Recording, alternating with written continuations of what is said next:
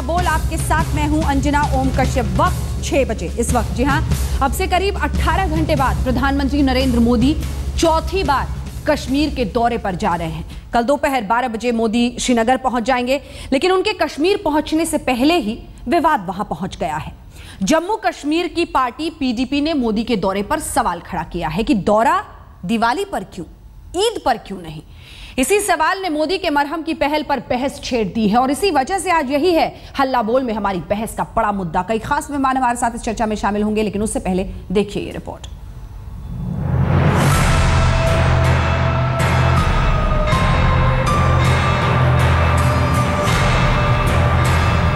एक बार फिर राजधर्म का सवाल प्रधानमंत्री नरेंद्र मोदी के सामने आ खड़ा हुआ है।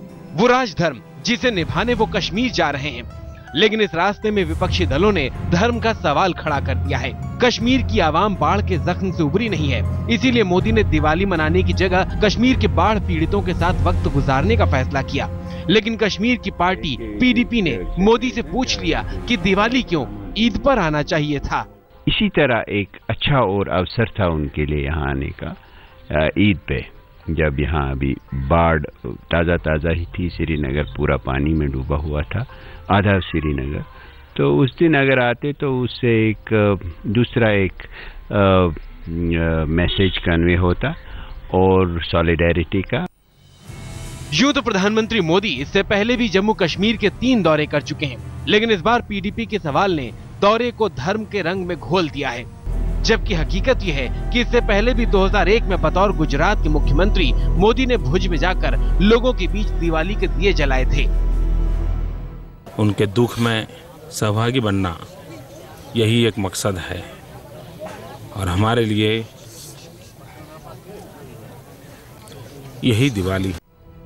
लेकिन हैरानी यह है कि अब जब मोदी प्रधानमंत्री बन गए हैं और वैसा ही कदम उठा रहे हैं, तो इस पर सियासत शुरू हो गई है, वो भी सिर्फ इसलिए क्योंकि कश्मीर एक मुस्लिम बहुल राज्य है।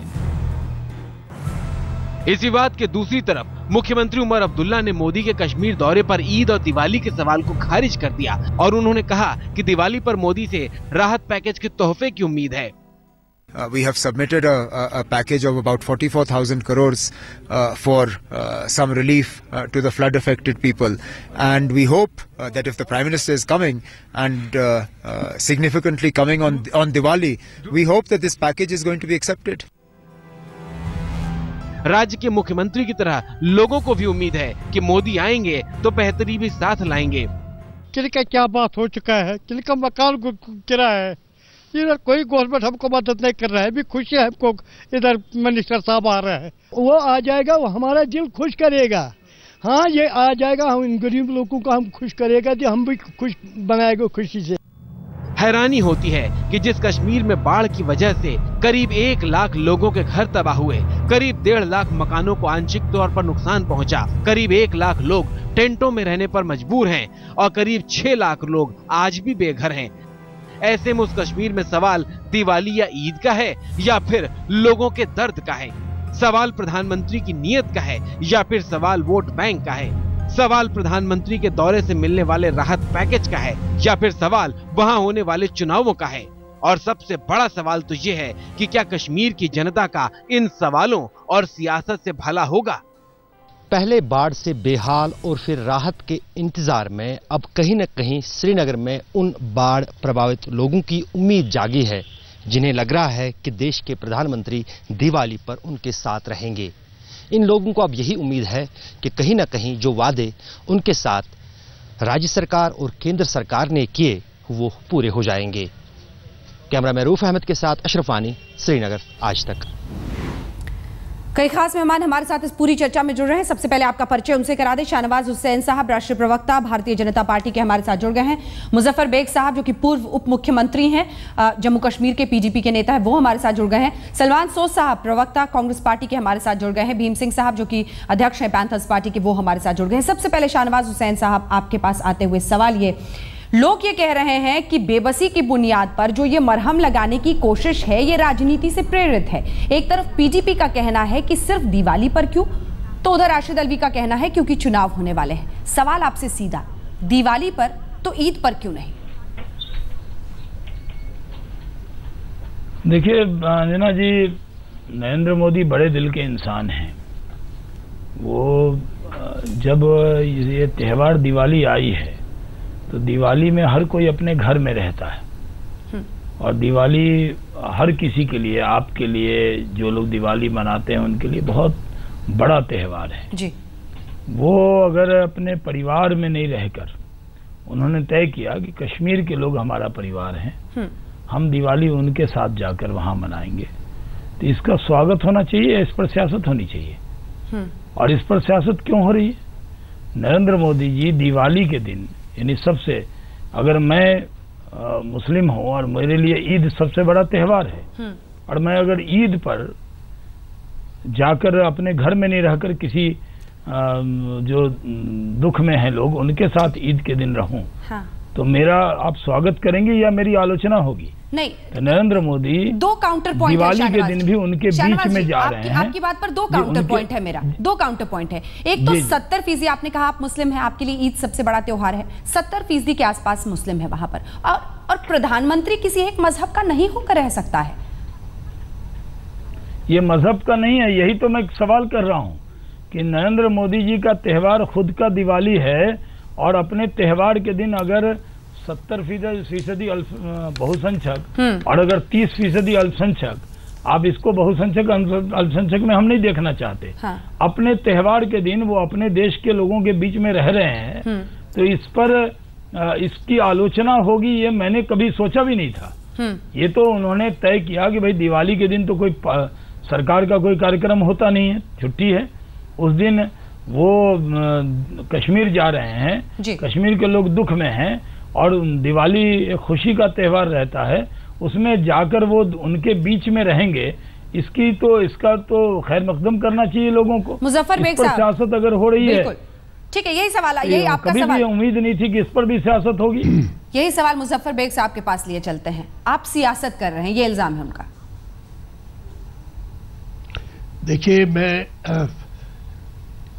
वसूख के साथ कहना चाहता हूं कि शायद हमारे तर्जुमान ने जो ये बयान दिया है शायद उसका ये मतलब नहीं है, क्योंकि पिछले दिनों महबूबा जी, मैं और हमारे दूसरे मेंबर पार्लियामेंट तारिक साहब जब प्रधानमंत्री से मिले तो महबूबा जी ने उनको दावत दी कि आप कश्मीर आइए, लोगों से मिलिए, इस मुश्किल घड़ी में हाँ। अगर आप लोगों के साथ अपना रिश्ता जोड़ते हैं हाँ। तो उससे एक नई शुरुआत होगी।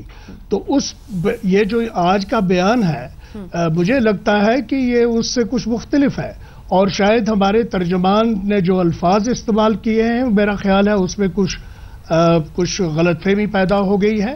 तो मैं यकीन से आपको कहता हूँ कि हम खुश आमदेद, आप ये गलती मान रहे हैं? समझता हूँ कि अल्फाज मैं समझता हूं कि हमारे तर्जुमान ने जो जिस तरह से ये बात की है उससे गलतफहमी पैदा हुई है हाँ। और मैं खुश आमदेद करता हूं मोदी जी को कि वो तशरीफ लाए, ईद हो या दिवाली हो, उससे फर्क क्या पड़ता है।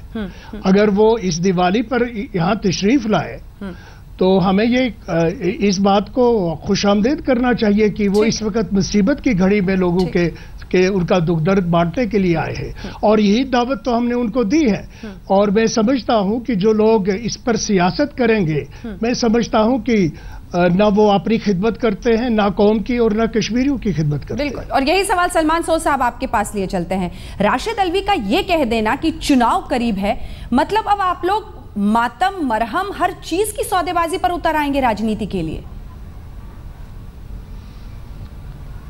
देखिए, पहली बात तो ये है कि वज़ीर आज़म दिवाली पे अपना घर छोड़ के कश्मीर जा रहे हैं, अच्छी बात है और मैं भी उनको वेलकम करता हूं।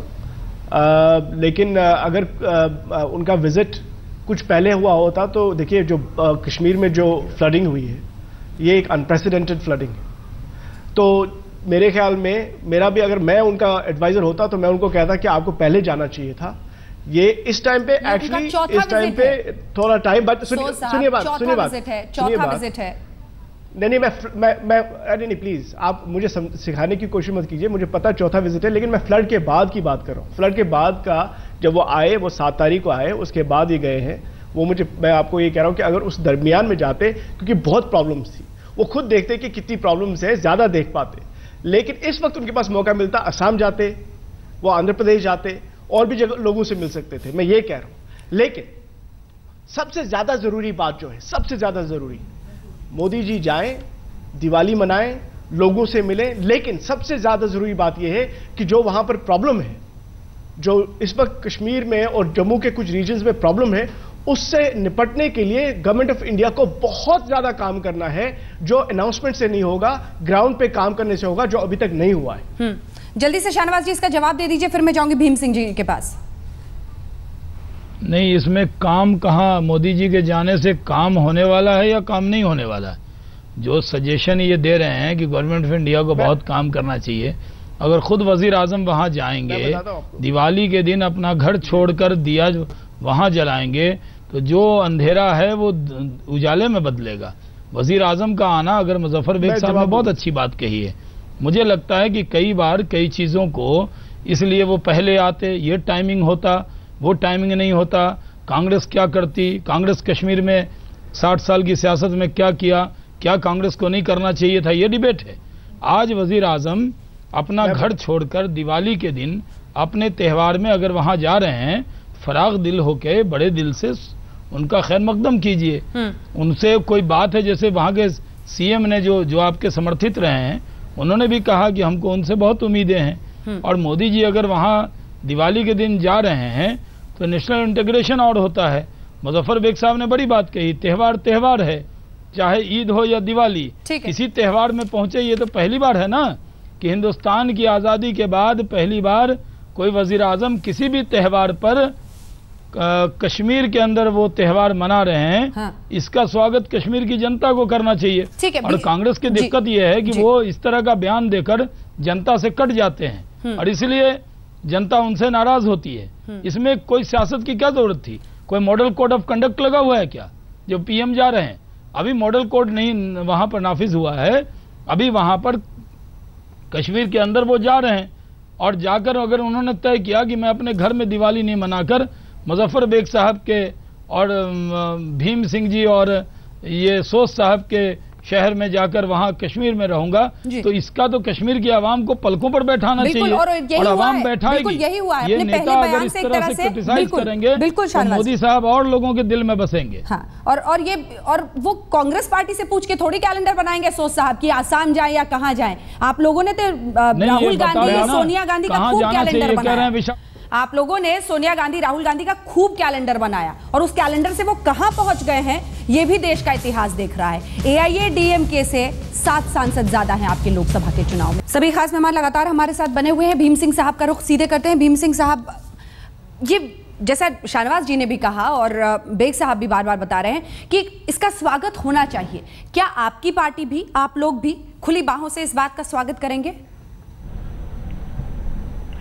है, अगर ये चुनाव नहीं होते, अगर मोदी जी पूरे जम्मू कश्मीर में जाते, रजौरी में, उधमपुर में, नौशहरा में, यहाँ पर हमारे लोगों की लाशें जमीन के अंदर हैं, और भारत सरकार और जम्मू कश्मीर की सरकार उनकी लाशें जमीन से नहीं निकाल सकी है।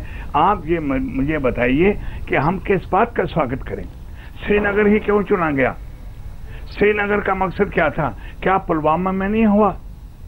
क्या पूरे अनंतनाग में नहीं हुआ? क्या लोगों की सारी फसलें खत्म नहीं हुई? ये बात कोई करता ही नहीं है।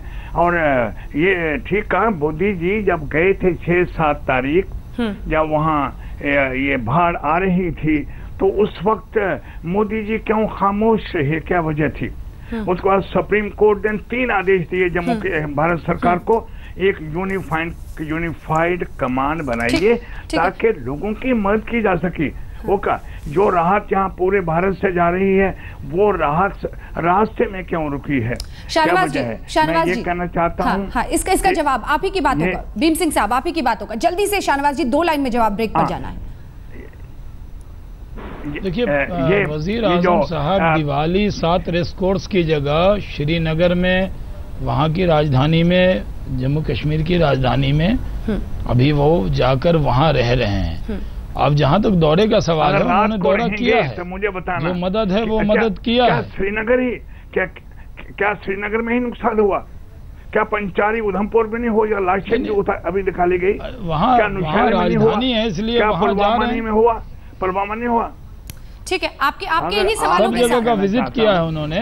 आपके इन्हीं सवालों के साथ मजबूरन शाहनवाज जी मुझे एक ब्रेक के लिए रुकना पड़ रहा है, लेकिन आक्रोश की ऐसी आवाजें बहुत सारी घाटी में भी सुनी गई थी, तमाम जगहों पर पूरे जम्मू कश्मीर में सुनी गई थी। राजनीति शायद इतनी ज्यादा गिर गई है, इसीलिए आवाज इतनी उठ रही है। इसके साथ ही एक और सवाल है, राजनीति पर विश्वास इतना गिर गया है कि जब राहत के लिए लोग पहुंचते भी हैं तो अक्सर पाखंड लगता है। इन तमाम सवालों के साथ लौटेंगे क्योंकि शाहनवाज हुसैन उसका जवाब देंगे।